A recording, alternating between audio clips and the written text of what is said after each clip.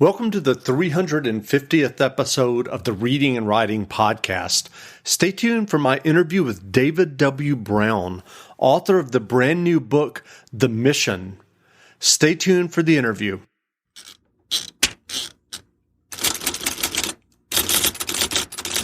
The Reading and Writing Podcast is brought to you by Libro FM. Libro.fm lets you purchase audiobooks directly from your favorite local bookstore.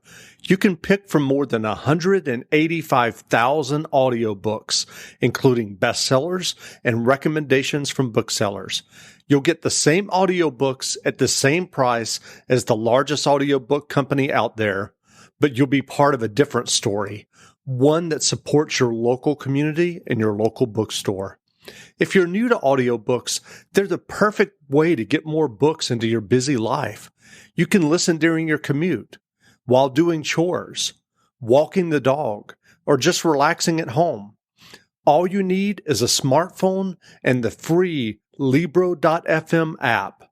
If you already love audiobooks and don't know what to listen to next, check out recommendations and curated lists from people who know audiobooks best, your local bookseller.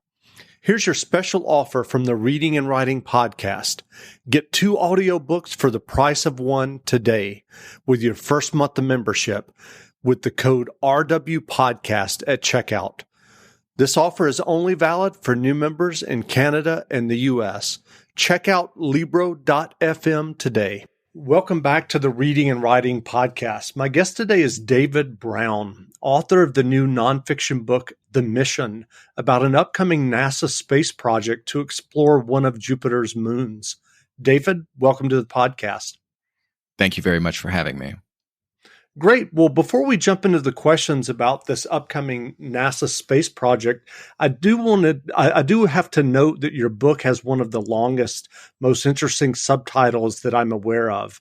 And for the listeners, here's the subtitle of The Mission: How a disciple of Carl Sagan, an ex-motocross racer, a Texas Tea Party congressman, the world's worst typewriter saleswoman, California mountain people, and an anonymous NASA functionary went to war with Mars, survived an insurgency at Saturn, traded blows with Washington, and stole a ride on an Alabama moon rocket to send a space robot to Jupiter in search of the second Garden of Eden at the bottom of an alien ocean inside of an ice world called Europa. A true story. So how did you and your editor decide on this subtitle? Well, I was stridently anti-subtitle, and my editor wanted a subtitle with 5 or 6 words, and so we compromised at 83 words. So did you end up coming up with it? Right. I started, after I eventually relented, as it was explained to me how having a good subtitle helped sell the book, or helped explain the title. I decided, well, if they want a subtitle, I'm going to give them one. And so I set about writing what I considered to be an honest subtitle. They say that an author's greatest challenge is living up to his or her subtitle. So I wanted there to be some truth when the reader gets to this book. They know exactly what they're getting. And the book is a yarn, and I felt like the subtitle should be one as well. That's great. And what was their response when you sent them the subtitle? To my editor's credit, he loved it. He had to go to bat for me with his superiors at the publishing house, and he did, and they eventually bought into it. It was pretty great of him. That's great. Well, your book, The Mission, is about an upcoming NASA space mission to explore Europa, one of the moons of Jupiter. Can you explain the basics of the planned mission? When is it supposed to launch, and what will the mission entail exactly?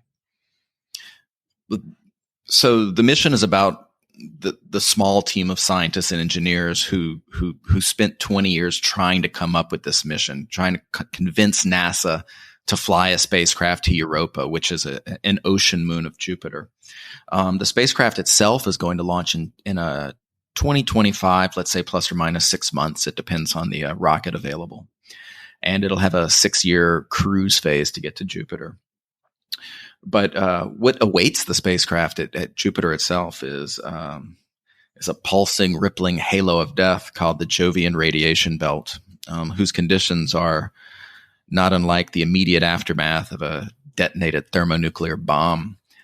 The spacecraft, rather than marinate in that radiation, which is where Europa is engulfed, it's going to orbit Jupiter and encounter Europa multiple times.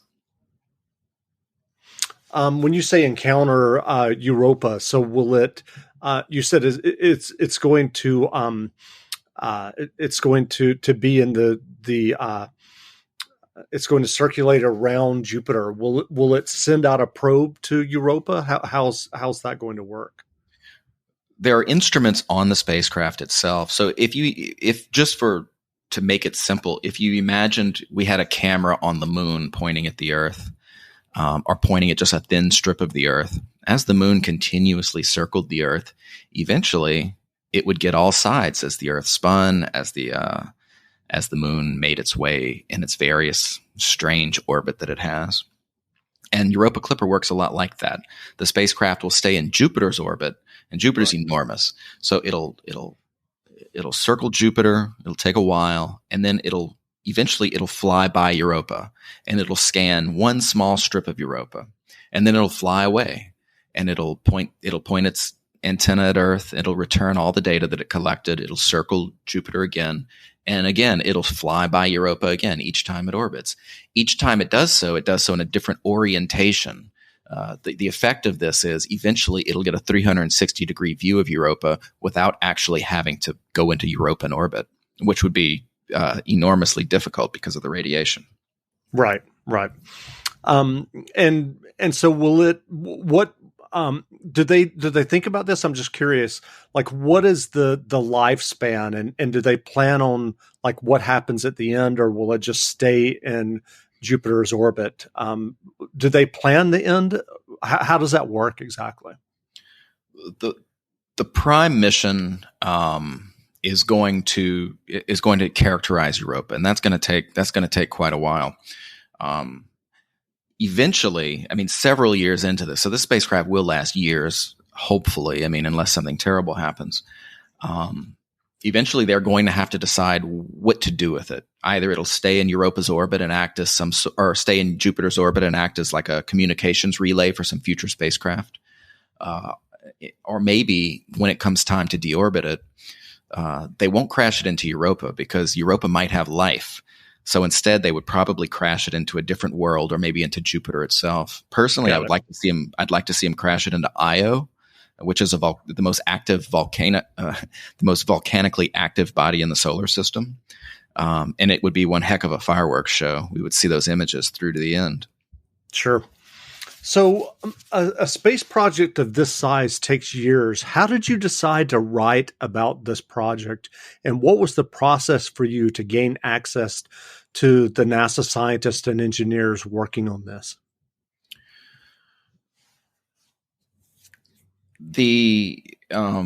As a storyteller, I'm always on the lookout, obviously, for a good story, and certainly something with high stakes.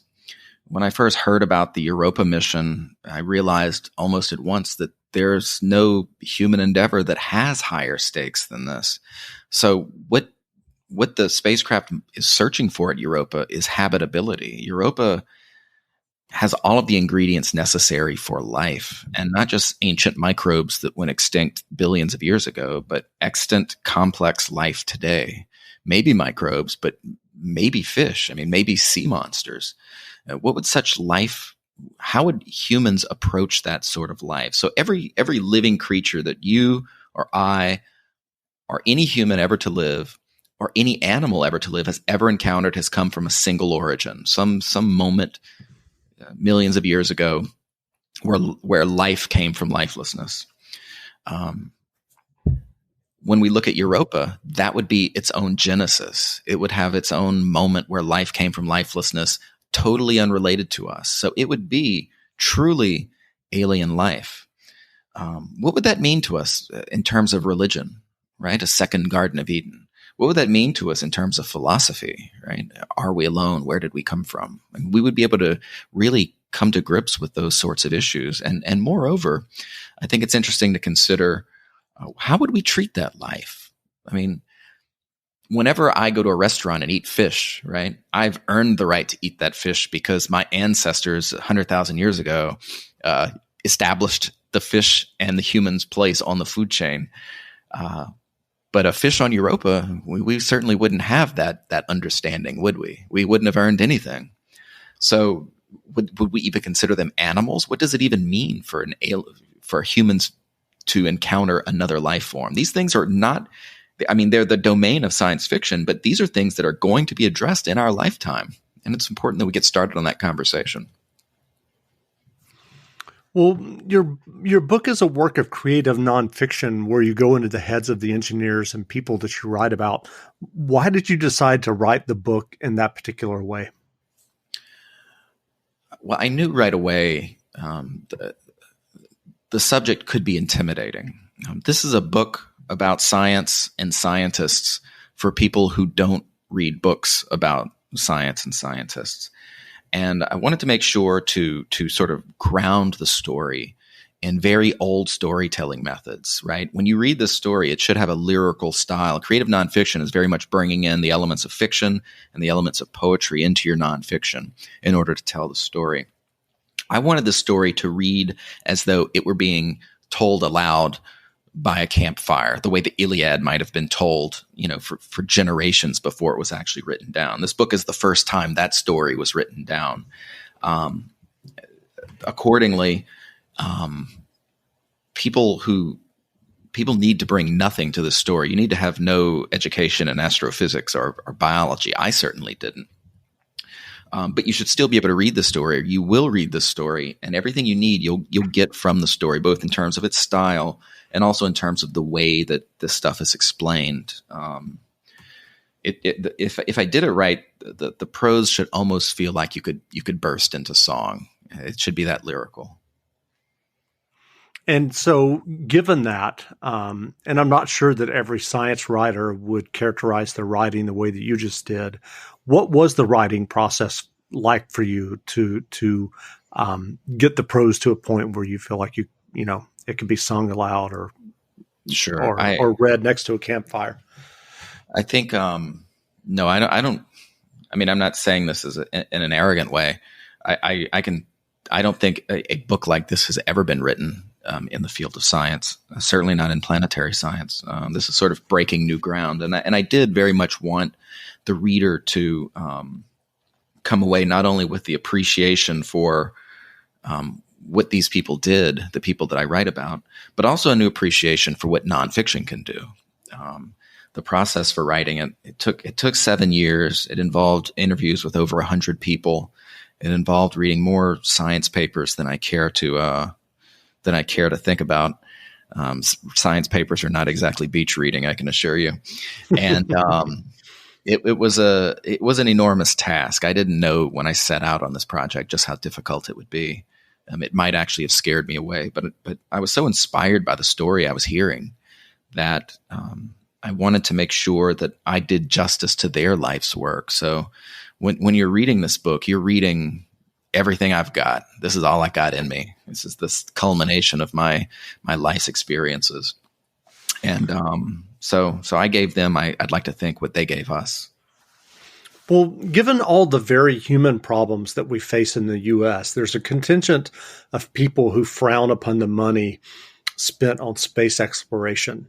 I'm curious, given your work on this book and all that you learned about the team who worked on this project, what would your argument be for space exploration?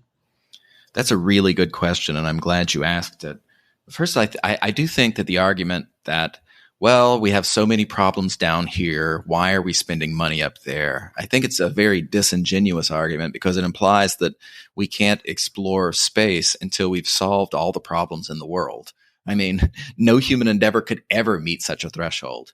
But I also think there's a misconception or a generally impoverished understanding of just how little money NASA gets. People might think it gets 25, 30% of the federal budget because of the extraordinary achievements that go into what NASA does and how visible they are and how consequential. We know on some, like in our marrow, that work is. In fact, NASA gets 0.5% of the federal budget. Planetary exploration gets 1/4 of that. So Americans annually spend more money on chewable dog toys than they do on space exploration, as I've written about in the mission. That's a good stat. Yeah. So what was the biggest obstacle in NASA? And as you just mentioned, the kind of budgetary constraints for the planetary exploration. What was the biggest obstacle in the Europa Clipper project?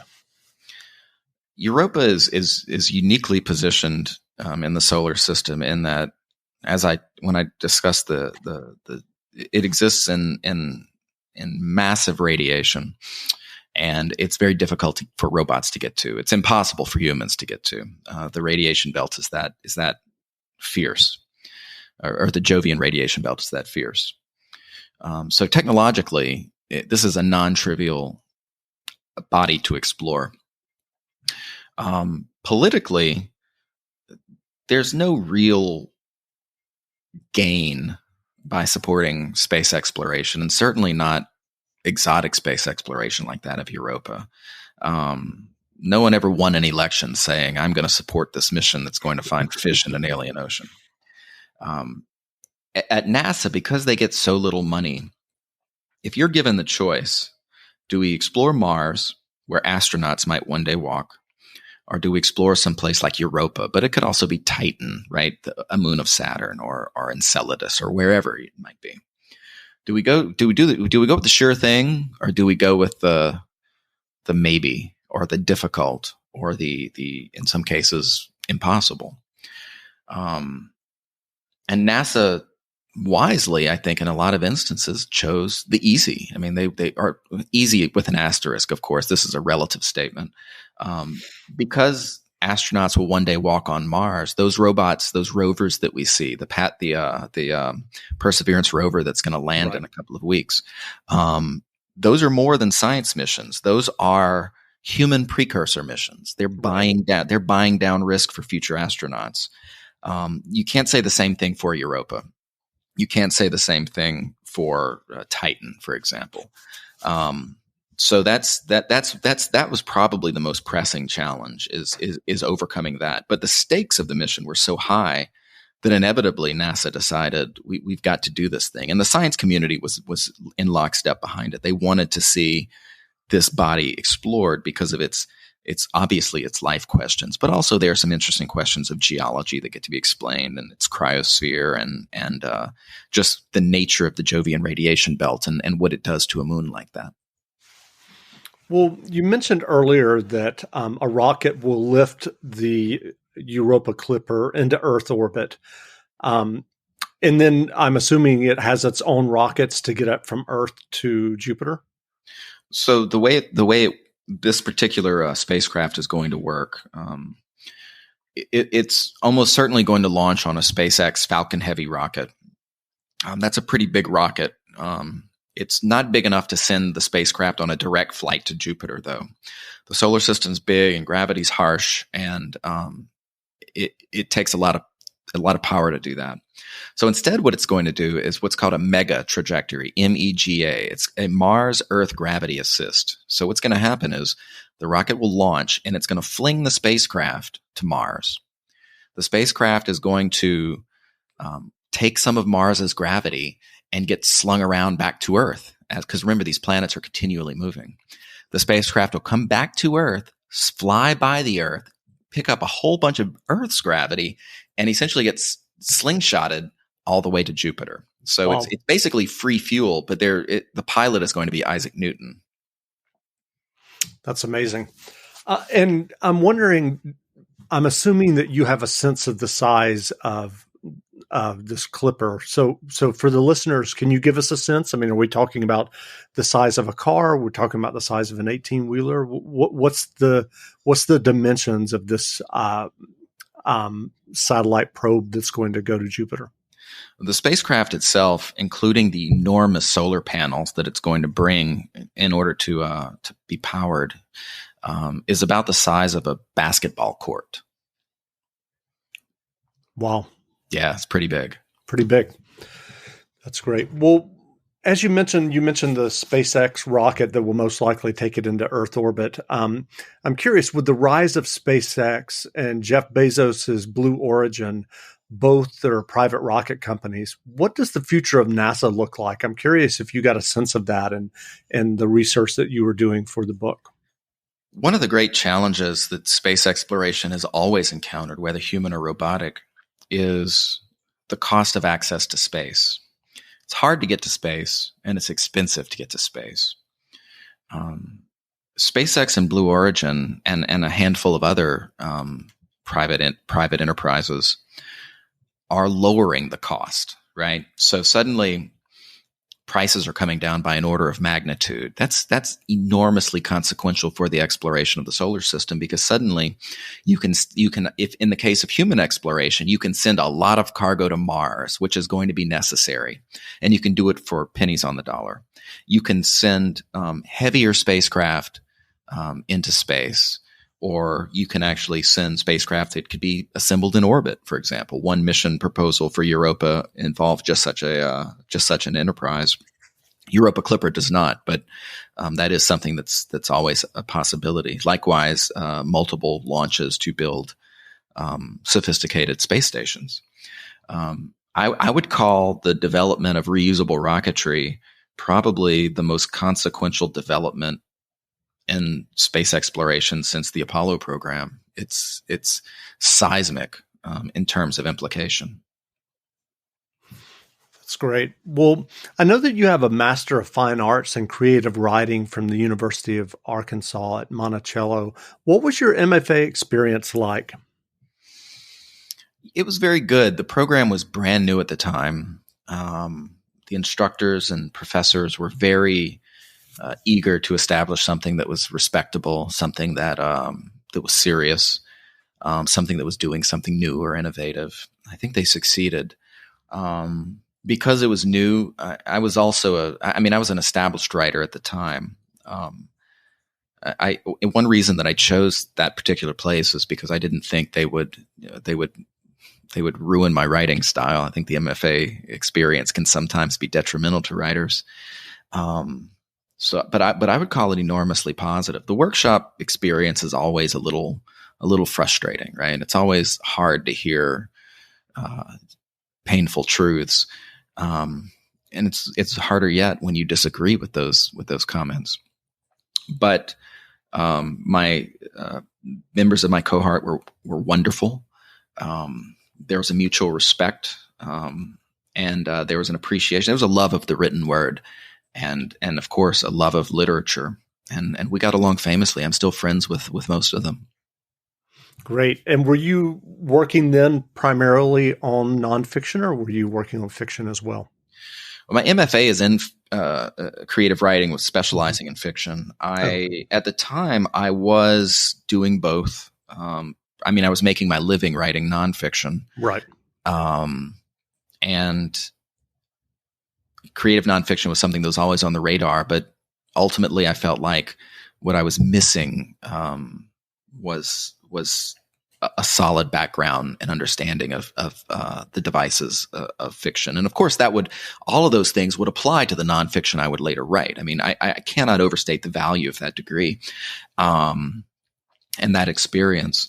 But there is a novel in me. I've been working on one for a while. I've had to put it aside because I have another book that I have to write for my publisher after this one. So my next book beyond that will almost certainly be fiction. That's great. Well, you mentioned you're working on another book. Have you started it? Are you working on another book now? It depends if my editor's listening. If he's listening, then absolutely. I'm very far along and things are going great. If he's not listening, I would say research on this project has been difficult simply because of COVID. So the types of interviews that I do are very patient. It takes a long time to build trust. It takes a lot of years to write these books, and it takes countless hours of conversations and talks over drinks and things like that to get people to put down the armor and reveal not just facts of their lives, but truths of their lives. You just can't do that by Zoom. It's just not something you can do remotely. It has to be in person. The pandemic has been devastating in that regard. I've been able to do a lot of great research in the meantime, but the process is going to take a while. Sure. It's going to be a great book. I'm very excited about this book. It's about expeditioners doing research in Antarctica. But yeah, it's going to take a long time, but it'll be worth the wait in the end. Yep. Well, with the vaccines, hopefully it will happen sooner rather than later, being able to talk to people over drinks. Fingers crossed. Yeah, fingers crossed. Well, what writing advice would you offer for those who are writing their own stories or novels or nonfiction? I usually give writers the same advice. It's just read more. It's so easy to not read, particularly when you're on a deadline all the time. Freelance writers, I've been doing this for a long time. I've been doing this for over 12 years now. And there's never a day, not a single moment when I'm either not working or thinking about the work I have to do, or thinking about pitches, or thinking about, revisions or edits or whatever. But you've got to make time to read. You've got to add to your toolbox. It's just invaluable. Moreover, I would suggest don't worry about the career of writing when you're worried about your craft. You need to worry more about the words you're putting on the page and less about how the business works. I know a lot of people spend so much time worrying about things like query letters or reading, literary agent scare blogs, but those things aren't helping you. I mean, nobody cares. I mean, that stuff really doesn't matter at the end of the day, as long as those first, 10 pages or whatever, when you're pitching your novel or when you're submitting your novel or submitting your proposal for a work of nonfiction, that's the stuff that has to be rock solid and moving and poetic and eloquently written. You're right about that. Well, in terms of reading, what novels or nonfiction books have you read recently that you enjoyed? I just reread Moby Dick. It's something that I read regularly because that's going to be a touchstone for the next book that I'm writing. But I've also been reading Kierkegaard. I've got Works of Love right here on my desk. I've got what else do I have right here? I've got The Pale King by David Foster Wallace. I've got Maggie Nelson's work, Bluets. Roddy Doyle's The Guts. These are just part of my regular reading. I can't say that I sit down and just knock out a book. Usually it's a little of this, a little of that, whatever takes my fancy. I'm a messy reader, I would say. Sure. So where can people find you online if they want to learn more about you and your books? I can be reached at davidwbrown.com. I'm on Twitter at DWBWriter, WRITER, same at DWBWriter for Instagram. And of course the book can be found at, bookstores everywhere. Go to your local indie, go to your library and request it. Barnes & Noble, Amazon, all the usual places that sell books. Great. Well, again, we've been speaking with David Brown, author of the new book, The Mission. The book is on sale now, so go buy a copy. And David, thanks for doing this interview. Thank you so much for having me today. Great.